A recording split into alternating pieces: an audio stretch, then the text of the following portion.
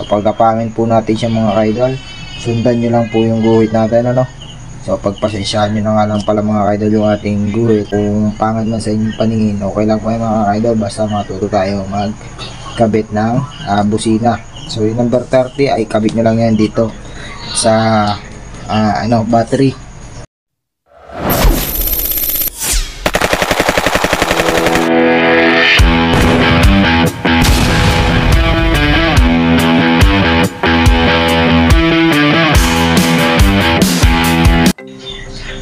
So yun, what's up mga ka-idol, Mama Jasper Works nga pala muli nagbabalik ito. May panibago naman po tayong gagawin ng mga ka-idol ito. So sa mga nag-aantay po ng ating diagram ng busina po mga ka-idol, ito na po yung diagram na hinihintay nyo, no? I-share ko na po sa inyo mga ka-idol. Yan. So sa mga gusto rin po magkabit diyan, so panoorin nyo lang po itong video na ito mga ka-idol. Sundan nyo lang po ito at napaka basic lang po na ito mga ka-idol. Yan. So i-share ko po sa inyo itong dual horn, kung paano po magkabit ng dual horn. Ito po yung diagram niya gagawin natin mga ka-idol. So bago nga pala natin tumpisan mga ka-idol, kung bago pa lang po kayo sa aking YouTube channel, please like and subscribe at huwag niyo na rin po kalimutan i-hit the notification bell para lagi kayo update sa mga video ko i-upload. So yun lang mga ka-idol, pakipollow na rin po ako sa ating FB page, no, para pag tayo mag-upload doon ay palagi din po kayong update doon mga ka-idol. So umpisa na natin itong mga ka-idol, tara let's go. So ito na nga pala mga ka-idol na umpisa na natin. So dito mga ka-idol ay meron tayong battery. Yan, may fuse, may susian at may switch ng busina po mga ka-idol. Tapos dito kung makikita nyo ay may fuse ulit dito. Tapos busina po na dual horn po yan mga ka-idol. Yung loud horn po yan, pinakamalakas po yung mga ka-idol. Tapos ito naman meron tayo ditong relay. So dito po sa mga relay na ito mga ka-idol, may number tayo ditong number 30, 85, 87, 86. Na po mga ka-idol, umpisa na natin ano. So dito naman po muna tayo mga ka-idol mag-umpisa sa number 30. Yan, kung makikita nyo may number 30 po siya. So umpisa na po natin yan. So dito po muna tayo, no, number 30. So pagkapangin po natin siya mga ka-idol, sundan nyo lang po yung guhit natin ano. So pagpasensyaan nyo na nga lang pala mga ka-idol yung ating guhit. Kung pangit man sa inyong paningin, okay lang po yung mga ka-idol, basta matuto tayo magkabit ng busina. So yung number 30 ay kabit nyo lang yan dito sa battery. So kailangan maglalagay kayo ng fuse box. 10 amp lang po mga ka-idol, lalagay nyo diyan. So nai-connecta na po natin itong number 30 dito diretso sa battery mga ka-idol. Tapos susunod naman natin mga ka-idol ay yung number 86. Yan, kung makikita nyo mga ka-idol, doon sa mga socket na stock ng ating mga busina, so meron doon, papunta po yun ng switch. So ito pong 86 ay tatap niya po doon, no, sa switch po nyan, sa switch ng busina natin mga ka-idol. Yung 86 na yan, tap po natin yan dyan.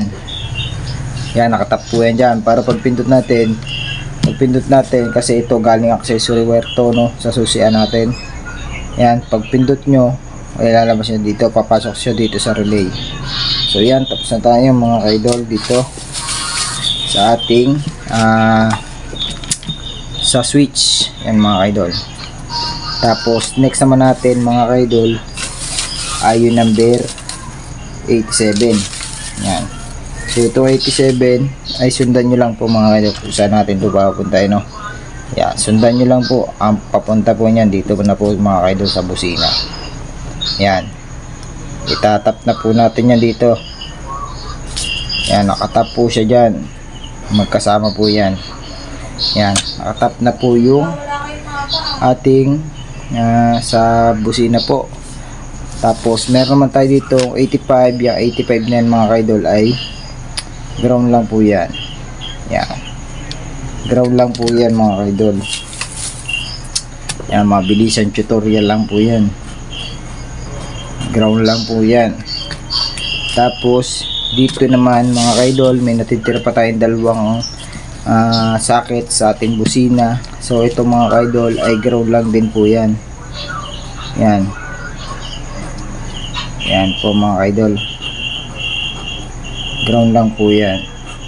So pwede nyo po siyang pagsama-samahin, itong ground ng relay at itong ground ng busina, pagsamahin nyo yan, tapos itap nyo sa body ground or kaya sa battery, mas maganda para buo yung tunog ng ating busina mga kaidol, no? Yan, napaka basic lang po mga kaidol mag install ng busina. Kung mag install kayo, ito sundan nyo mga kaidol. So ito mga kaidol, paliwanag ko ulit. Inuna natin number 30, pinapunta natin siya dito sa fuse 10 amp bago diretso siya ng battery. So yung number 30 diretso ng battery, may fuse. Tapos yung 86 diretso po yan ang switch. Kung makikita nyo sa mga sakit ng stock busina nyo, ito po yun. Tapos yung isa po niya kasama ay ground lang po yun. So dito natin itap. Pwede nyo rin itap yung 85 dun sa kasamang sakit na tong switch natin.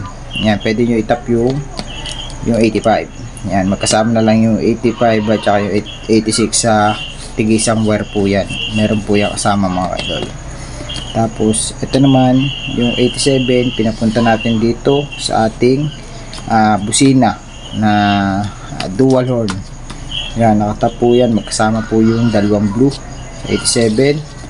Yan, tapos ito namang isang sakit na yan, ground na lang po yung mga idol. Pwede nyo pong pagsamahin yan at saka yung 85 papuntang battery. Pwede rin din po do sa ground nito, pero mas maganda bukod na to i-ground nyo na to sa may body or kaya sa battery diretso. Tapos yung 85 dun na lang sa kasama nito.